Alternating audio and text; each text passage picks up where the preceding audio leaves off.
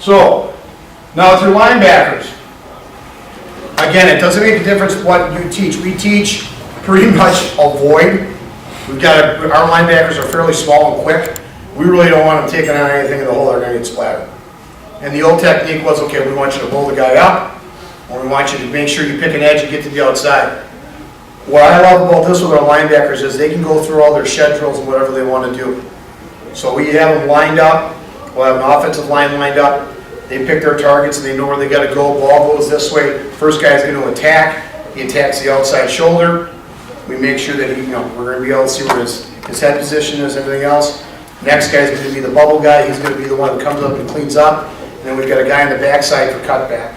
So the other thing that we do with the guys holding the bags is either I'll go this, which means high hat, which means pass, or I'll just go like this, which means drive or zone. And our guys get a chance to wrap with this. And it really helps as far as the guys that are working, because I don't have to grab a group of offensive linemen that aren't doing anything. I can use the linebackers that we have to hold bags. So those offensive line are working on their offensive technique. Our guys are working on their defensive technique. And they're defensive guys to begin with. So we don't want to make that guy an offensive lineman because that's not what his position is. So that helps us with that. The other thing is we work with the linebackers on is in their drops. We'll literally have targets for them where these guys are standing there, and we'll throw the ball at the guy holding the bag, which can lead to hilarity with these guys trying to catch a ball coming in. But what we're doing with it is those linebackers are coming in and they're basically working on their rake technique. So if the ball's coming in, backside, make sure you're secure, and they're going to reach that far arm to make sure they knock it down. And it's the same technique that we use with our defensive backs. We do this exact same thing with our DBs. There are several targets that are standing out in the field. The DBs are going to be coming in. They go out of their back pedal, and if we're playing zone, they're going to be coming up, and they're going to make sure that they're getting that far arm, or they're coming up underneath to knock the ball away. So a lot of this stuff is done before we go to our inside run game with the linebackers, and then when they go to 7-on-7, because we do a lot of inside run, our group of linebackers will be with us, then we'll switch, and the second group of linebackers comes down, the same thing with the DBs. So they're using it for all that type of technique. So let's see where we're at here. As far as running backs and receivers go, the running backs and receivers are trained the same way, even though they're getting a lot of passes out of the backfield, but a lot of it is used for their stock blocking and techniques like that. So if you're a receiver coach, you're going to really like what happens with this, because after they go through their releases, and they're doing the same releases that they do, but they're just doing it with this. So there's inside release, outside release, stock blocking as far as inside or outside hand position and head position, and any type of thing. We actually fit them up on a receiver. So the receiver's standing here, we'll have two guys on each side. When that ball's coming, they're going to jam at receiver. The other one that we do is we actually put the bag on the receiver. Quarterback, backup quarterback is going to throw the ball, and the guy holding the bag is going to come up and down or try and rattle that guy as the ball's coming in. So we teach a lot of ball security with it as well too. And the same thing for the running backs as well. And DBs, one of the things that the DBs do when they start out every day is they work on their back pedal, but the first thing they do before they work on their back pedal, they work on a shed drill. Because we're seeing so much perimeter blocking now, we want to make sure that as they're going through it, that they're getting rid of this guy so they can get their hands on him. Even though we want them to stay on him a little bit more farther down the field, we want to make sure that they can get off when they have to get off with extension.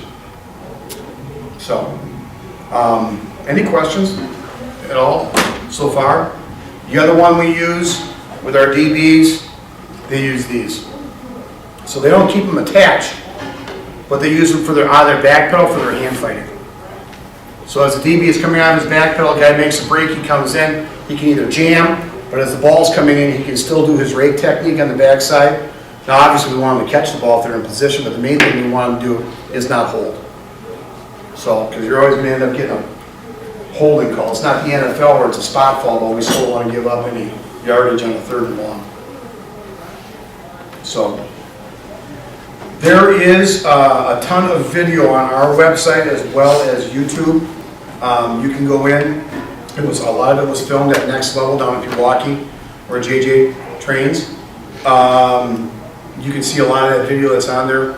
We've had a really, really great response from a lot of special teams coaches collegiately that are using these during their special teams time during practice.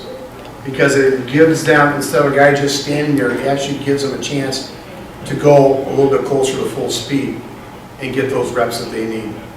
And then obviously defensive line guys like it and offensive line guys like it too as well. So if you have a chance, you can go on the website and take a look. If you want to come up and play with them a little bit, you can see they weigh about 12 pounds. They have 3 points of contact in the back.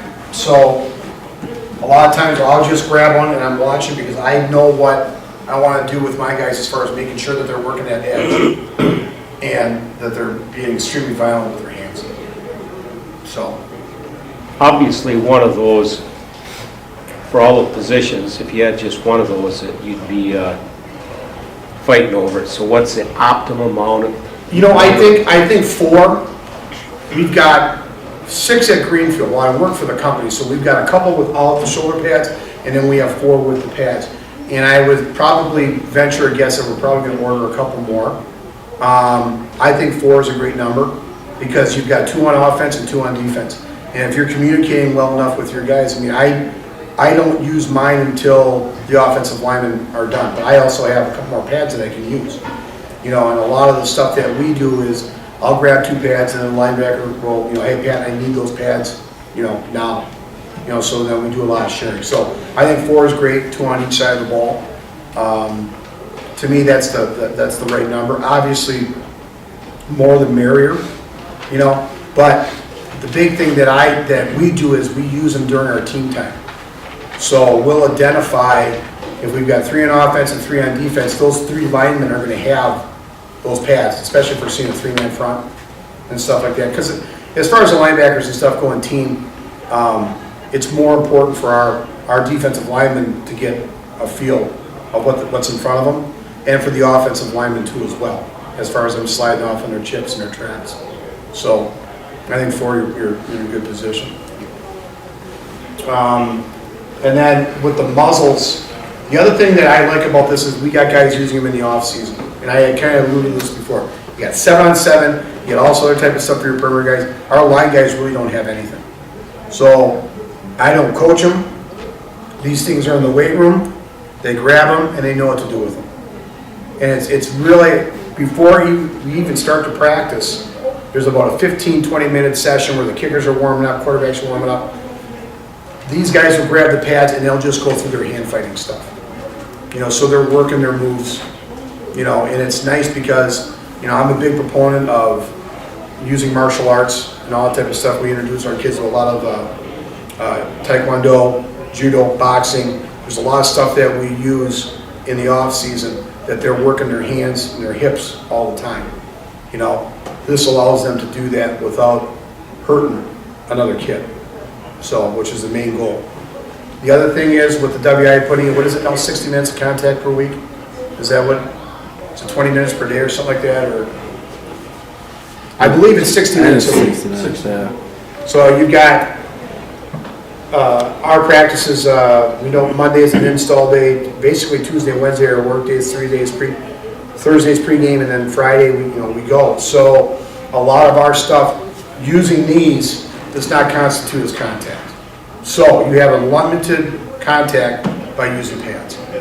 And with the arms and the separation, that's one of my pet peeves, is making sure that, I don't care if it's a DB, linebacker, running back, it always seems to me that kids get too close.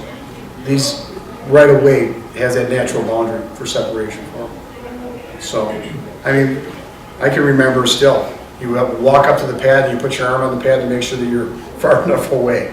Well, that's already here. So, they're portable, you can take them any part of the field.